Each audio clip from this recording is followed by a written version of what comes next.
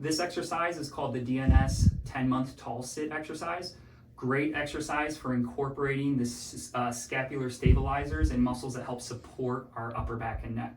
So there are going to be some precursor exercise to this movement. So this isn't one that we just jump right into. But for this position, what we're going to do is we're going to find a piece of ground that we can sit on. We're going to have our legs out in front of us. Allow a little bit of slight external rotation on these legs. These should feel nice and comfortable.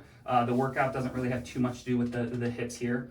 We're going to keep ours tall, a nice tall torso, neck retracted like some of our other movements here.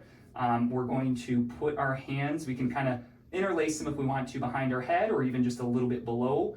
We're going to focus on kind of scooping those shoulder blades down and inward, focusing on engaging those muscles in the upper part of our back to hold that scapula down. From this position, we're just going to incorporate that breath work we talked so much about. So from this position, it looks something like this.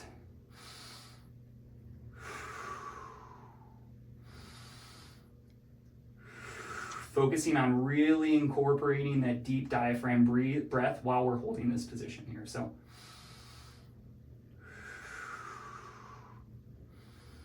while also keeping those neck nice and retracted and keeping that spine as tall as possible. You can incorporate something along the lines of about 8 to 10 breaths from this movement here. And once you let go of that movement, you should definitely feel a fair amount of muscle burn along the inside and lower border of your scapula or shoulder blade.